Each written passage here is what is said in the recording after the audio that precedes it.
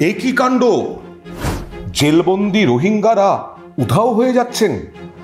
হ্যাঁ, রোহিঙ্গাদের অনুপ্রবেশ বা রোহিঙ্গা এই শব্দগুলি, এই রোহিঙ্গা নিয়ে আলোচনা গত কয়েক বছর ধরে আমাদের এ রাজ্যের রাজনীতিতে একেবারে অনুপ্রবেশ করেছে। রোহিঙ্গারা নাকি ছেয়ে গেছে, কয়েক লক্ষ রোহিঙ্গা নাকি কলকাতা সহ বিভিন্ন জায়গায় বসবাস করছেন এবং সেই রোহিঙ্গারা নাকি ভোট বাক্সেও তাদের ভোট দান করছেন। এরকমটাই বারবার অভিযোগ করে আসছে বিজেপি। পাল্টা এ রাজ্যের শাসক দল তৃণমূল, এই বাকযুদ্ধ চলছে। তৃণমূল বলছে যে আপনারা প্লিজ চিনিয়ে দিন কোনজন রোহিঙ্গা, কোনজন রোহিঙ্গা নন, কাদেরকে দেখে বোঝা যায় ইনি রোহিঙ্গা, কাদেরকে দেখে বোঝা যায় ইনি রোহিঙ্গা নন। তাহলে কি হাওয়ায় অভিযোগ করছেন, বাতাসে অভিযোগ করছেন?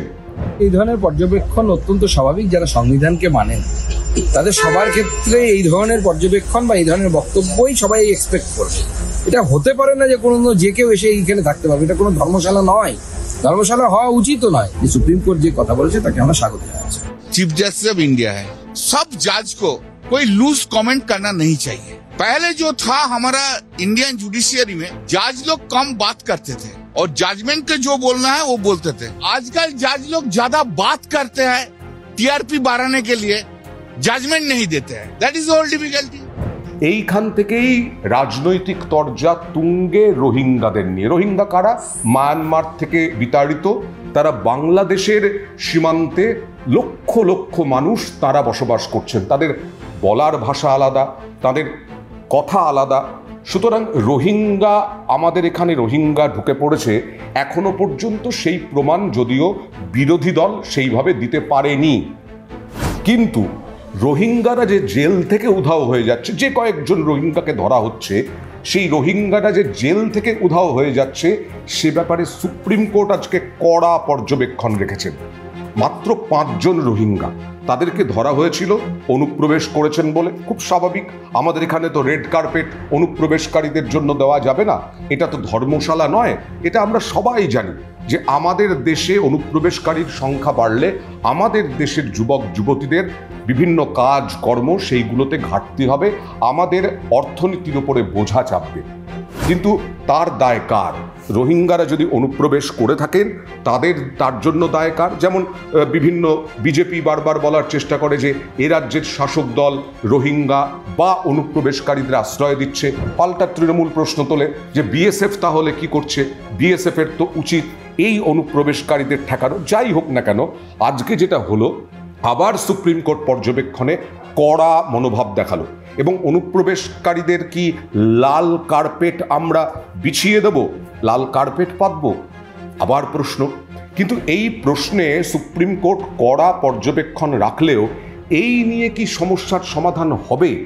আজকে থেকে নয়, গত যদি আমরা ধরি 40 বছর, মিনিমাম যদি একটা ধরি 40 বছর সময়, এই 40 বছরেই টানা আপনারা যদি দেখেন বিভিন্ন মিডিয়ার ক্লিপিংস, বিভিন্ন প্রিন্ট মিডিয়ার ক্লিপিংস বা ইলেকট্রনিক মিডিয়ার ক্লিপিংস, তাহলে অনুপ্রবেশকারী নিয়ে বাকযুদ্ধ তরজা বরাবর চলছে।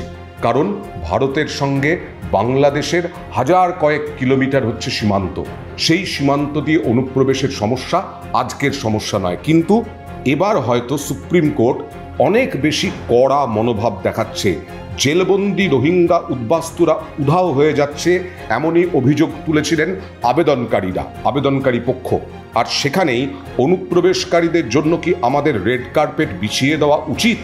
ভারতে থাকা রোহিঙ্গাদের নিয়ে এক মামলায় কড়া সুরে এমনই প্রশ্ন তুললেন, অর্থাৎ সুপ্রিম কোর্ট স্পষ্ট ভাষায় জানিয়ে দিল যে রোহিঙ্গাদের আইনি মর্যাদা নির্ধারণ না করে তাদের অধিকার নিয়ে কোনো আলোচনা করা যাবে না। তাতে আবার কি বলা হলো সুপ্রিম কোর্টের পক্ষ থেকে, যে আপনারা আসবেন, রোহিঙ্গারা আসবেন মাটি খুঁড়ে, মানে সুড়ঙ্গ দিয়ে হোক, কাঁটা তারের বেড়ার ভেদ করে হোক, তারপরে এসে বলবেন আমাদের খাওয়ার দায়িত্ব, আমাদের ভরণ পোষণের দায়িত্ব ভারত সরকারের। এটা তো হতে পারে না।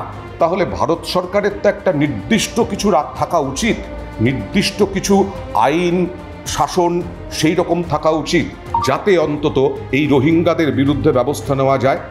ভারত সরকার কি কখনো রোহিঙ্গাদের শরণার্থী হিসেবে ঘোষণা করেছে? এই প্রশ্নও তুলেছেন সুপ্রিম কোর্টের বিচারপতি।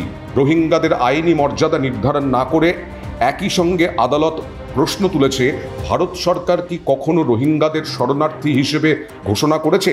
তাদের কোনো খোঁজ পাওয়া যাচ্ছে না। জেলবন্দি রোহিঙ্গাদের দায়ের হয়েছিল, আবেদনকারীর পক্ষ থেকে কি দাবি ছিল? আবেদনকারীদের পক্ষ থেকে দাবি ছিল যে রোহিঙ্গাদের যদি ভারত থেকে বের করে দিতে হয় তবে তা আইন অনুযায়ী হওয়া উচিত। আবেদনে অভিযোগ জানানো হয়, গত মে মাসে দিল্লি পুলিশ বেশ কয়েকজন রোহিঙ্গাকে আটক করেছিল, তারপর থেকে তাদের আর কোনো খোঁজ নেই। মঙ্গলবার এই মামলার শুনানি চলছিল প্রধান বিচারপতি সূর্যকান্ত এবং বিচারপতি জয়মাল্য বাগচির বেঞ্চে। তাহলে এবার প্রশ্ন উঠবে যে রোহিঙ্গা না রোহিঙ্গা নয়, রোহিঙ্গা যে তারা সেটাই বা কে নির্ধারণ করলো, এবং সেই রোহিঙ্গাদের কি রোহিঙ্গা বা রোহিঙ্গা নন তাদেরকে কি স্বতঃপ্রণোদিতভাবে একেবারে সীমান্ত পার করে দেওয়া হলো? এই যে সোনালী খাতুনকে নিয়ে যেরকম চলছে, এবং সোনালী খাতুন যদি আজকে বাড়ি ফিরতে পারেন, এদেশে ফিরতে পারেন কারণ ভারতীয় হিসেবে প্রমাণ হয়ে গেছে, তাহলে তো কেন্দ্রের শাসক দলের মুখ পুড়তেই পারে এবং এ রাজ্যের প্রধান বিরোধী দলের। শুনানির শুরুতে আজকে বিষয় বিচারপতি প্রশ্ন করেন, ভারত সরকারের কি এমন কোনো নির্দেশ রয়েছে যেখানে রোহিঙ্গাদের শরণার্থী হিসেবে এখানে ঘোষণা করেছে? যদি কেউ এখানে অবৈধভাবে প্রবেশ করে তাহলে তাদের এদেশে রাখার জন্য আমাদের কি কোনো বাধ্যবাধকতা আছে? আরও প্রশ্ন, যদি ওদের ভারতে থাকার আইনি অধিকার না থাকে এবং তারা যদি অনুপ্রবেশকারী হন তাহলে সেই সব অনুপ্রবেশকারীকে স্বাগত জানানোর জন্য আমরা কি লাল গালিচা, লাল কার্পেট, রেড কার্পেট বিছিয়ে রাখবো?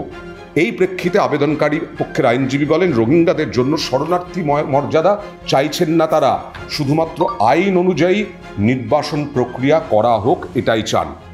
এবার বিচারপতি বলছেন যে প্রথমে আপনি সুড়ঙ্গ খুঁড়ে বা বেড়া টপকে অবৈধভাবে ভারতে ঢুকলেন, তারপর আপনি বলছেন এখন যেহেতু আমি এসেছি ভারতীয় আইন আমার উপর প্রযোজ্য হওয়া উচিত এবং আমার সন্তানদের জন্য খাদ্য, আশ্রয় এবং শিক্ষার ব্যবস্থা করা উচিত, এবং আমার সন্তানদের জন্য আরও অনেক কিছু করা উচিত, শিক্ষা, স্বাস্থ্য, সব কেন? অনুপ্রবেশকারীদের জন্য আমাদের কোনো আইন থাকবে না যে তাদের আইন অনুযায়ী তাদেরকে আমরা ডিপোর্ট করব, আইন অনুযায়ী আমরা তাদের পুশব্যাক করব?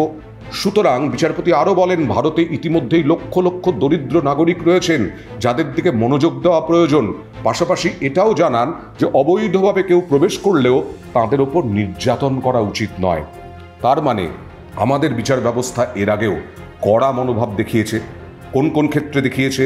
যেমন শ্রীলঙ্কা তামিল শরণার্থীদের নিয়ে দেখিয়েছে। সুপ্রিম কোর্ট বলেছিল যে ভারত সারা বিশ্বের শরণার্থীদের আশ্রয়স্থল হতে পারে না, এই দেশ কোনো ধর্মশালা নয়। মে মাসে আদালত আরও একটি আবেদনে মন্তব্য করেছিল, রোহিঙ্গাদের সমুদ্রে ফেলে দেওয়ার গল্পটি রূপকথার মতো শোনাচ্ছে।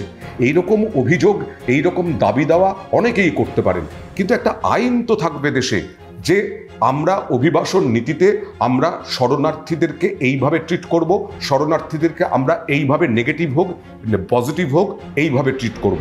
আইন অনুযায়ী তারা যদি চলেও আসেন শরণার্থীরা, আমেরিকায় প্রচুর শরণার্থী ঢুকে পড়ছে, কিন্তু তাদের উপর নির্যাতন, তার একটা গণতান্ত্রিক দেশে নির্যাতনটা কোনোভাবেই বৈধ নয়। বরং আইন মেনে তাদের জন্য কোনো আইন হোক, সেই আইন মেনে তাদের দেশে ফেরত পাঠানো হোক বা এদেশ থেকে বিতাড়িত করা হোক। কারণ অনুপ্রবেশকারীতে কখনো ছেয়ে যেতে পারে না আমাদের দেশ। পাকিস্তানের সীমান্ত, ভুটান সীমান্ত, নেপাল সীমান্ত, বাংলাদেশ সীমান্ত, শ্রীলঙ্কা সীমান্ত, চীন সীমান্ত, অনেক সীমান্তে ঘেরা এই ভারত।